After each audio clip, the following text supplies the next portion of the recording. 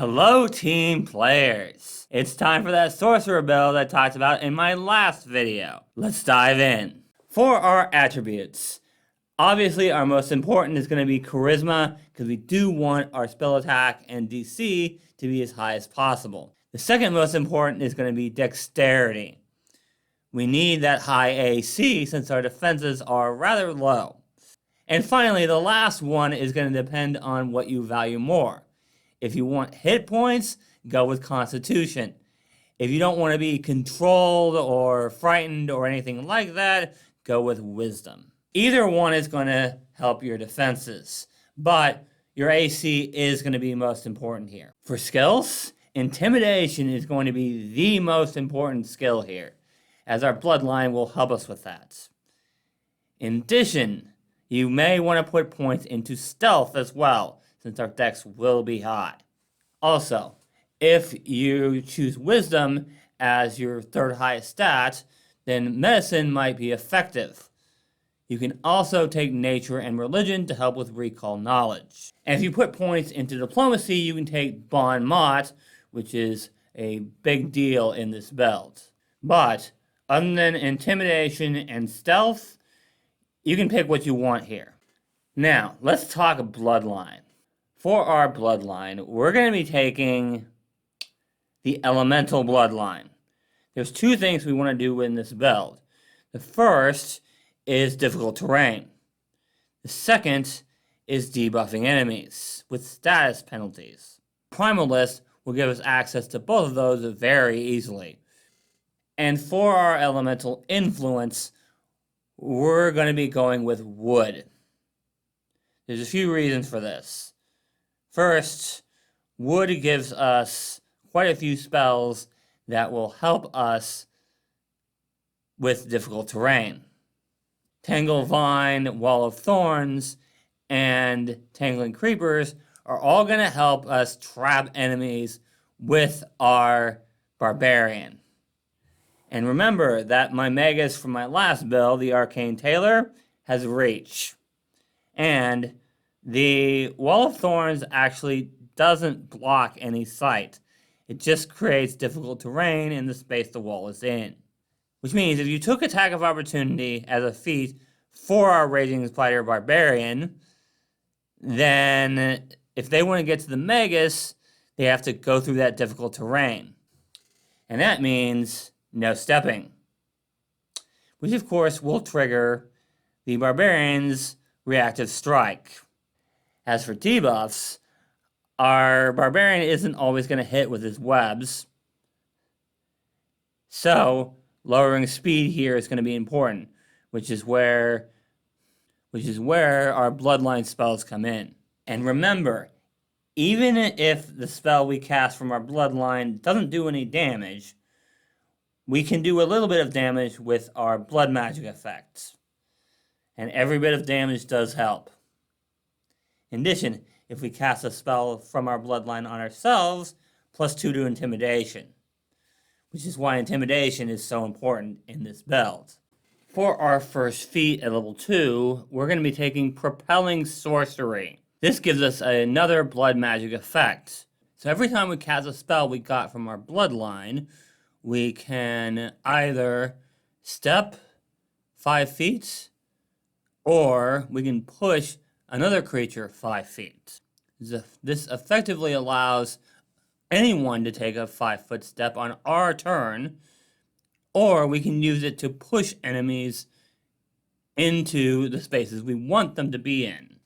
Like say, into our difficult terrain, or right next to the Barbarian, things like that. And we're slowing them down as well. This is another fantastic way of helping others in your party with their action economy. Particularly the two builds that go with this one, our Magus and our Barbarian. Next up is Primal Evolution. So we get an extra spell slot we can use to cast Summon Animal or Summon Plant or Fungus. 3 functions here. First, it puts another body on the field, giving enemies something else to worry about. Number 2, it gives our 2 melee fighters another flanking partner.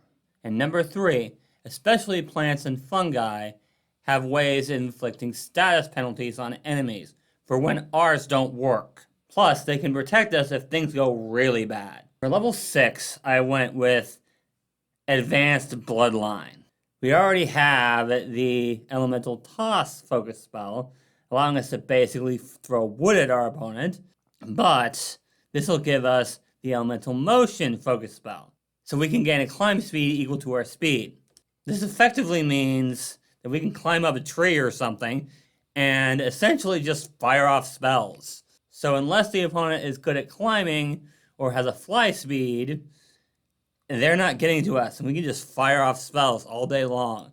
Fantastic defensive option here, since a lot of enemies won't be able to get to us at all. Explosion of Power gives us another blood magic effect. So, when we cast a spell, every creature within a 5-foot emanation also receives extra damage. So that's fire damage for us because we have the Primal list. They do get a reflex save against this, but this is literally slowing down enemies or trapping them and dealing damage on top of that. Damage might not be the focus of this spell, but we do want to do some damage. And that's what a lot of our blood magic effects are going to do, is allow us to do a little bit of damage and debuff enemies. For level 10, it's Greater Bloodline. This will give us the Elemental Blast focus spell. Thus, we can do area damage in this build. It's just always going to be bludgeoning damage, which is fine. We can do it in a 10-foot burst, a 30-foot cone, or a 60-foot line. So, we can hit a lot of enemies with this, and we can avoid hitting our allies. At level 12, we'll be taking Terraforming Trickery.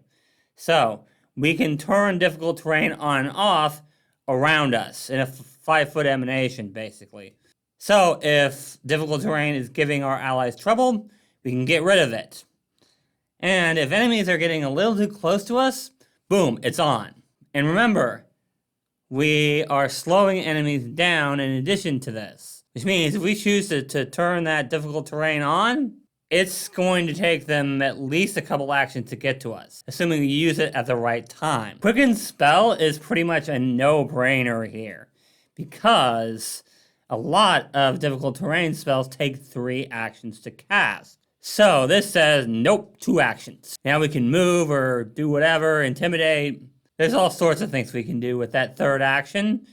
It is only a once per day thing, but still, that extra action could mean everything in the world. So, for Bloodline Focus, most of the damage in this build is going to come from our focus spells. So, we need to be able to get those back as quickly as possible. And this will let us refocus once and take care of it. Alright, next we have Greater Vital Evolution. Twice per day, we can cast a spell, even if we've run out of spell slots for that rank. But they have to be different ranks. They can't be like 2 fireballs, say. Or more likely for this build, 2 mud pits. Extra spells is always a good thing, especially for a class as limited as Sorcerer is. And the last feat for this video is going to depend on how you want to pick your spells. If you want to be more defensive, take Spell Shroud, allowing you to become concealed. The other option is if you want to do a lot of summoning spells, go with Effortless Concentration, allowing you to sustain spells as a free action. But overall, if you do get to level 20, you can just pick what you want here. A lot of the level 20 feats aren't really going to work with this build, so you can pick something lower. For free Archetype, there are a couple of dedications I can recommend for you. The first is the Geomancer dedication. This does mean you'll have to prepare more attack spells than I did. But there are some great options here, especially if you pick the right spells. The other one I can recommend is the Elementalist. Now, I know that's a class archetype, so it's going to change your class features. But there's great options here too. Elementalist is especially good if you want more focus spells or you want to focus on more than just wood. Actually, both archetypes are good at that. Of course, I do realize that the Geomancer is going to depend on what type of environment you're in. So your spells are going to reflect that. However, if you happen to be in an Arctic environment, the effect for that particular terrain is very effective for this build. Forest is also pretty effective, as is Mountain. But these two definitely work well with this build, depending on what type of situation you're in. There's not a whole lot of items that are going to help this build, so I'm just going to move on straight to spells. Obviously, difficult terrain spells like Mud Pit are going to be your bread and butter. But you also want to have status penalty spells like Fear. Remember, we do have damaging options with our focus spells, but we're not building this build toward damage. We are building it to help out our Barbarian and our Magus. And if we put difficult terrain down where the Barbarian is, makes it even harder for enemies to get past him. Heck, difficult terrain makes no escape, completely busted. And our status penalties will stack with the circumstance penalties that our Barbarian and our Magus are dishing out due to the off-guard condition. Alright, for Ancestry, there are 3 I recommend. The first is Goblin. Goblins can be very good at stealth, which will help your survivability. For Heritage, I recommend the Unbreakable Goblin, as that's just more hit points. Flat out. If you're using Legacy content, I do recommend the Tree Dweller Goblin, giving you a +2 on stealth actions if you're in a forest or a jungle. The second Ancestry I recommend for this build is Gnome. There are quite a few feats that can give you illusion spells under Gnome. And that's very effective for this build because we don't want to be the center of attention. In fact, there's even a feat that gives us invisibility, which will be very effective when we're casting our difficult terrain spells. For Heritage, I recommend the Chameleon Gnome, as that will help you with your stealth as well. The last Ancestry I recommend for this build is Halfling. Again, good at stealth, and they also have a lot of feats that help the team. Helpful Halfling is an excellent feat. For Heritage, I recommend the Wildwood Halfling. A lot of our difficult terrain spells are going to be made by plants, so this allows us to completely ignore those. If you're using Legacy content, I do recommend also the Jinxed Halfling, and that's just another way we can debuff enemies with the Jinx action. And that's going to do it for this build. Remember guys, this is part of my Restrict Crew party. So if you're interested in the other 2 builds in this party, you can check them out right here. Thank you guys so much for watching, and until next time, teamwork is vital. It helps us solve problems.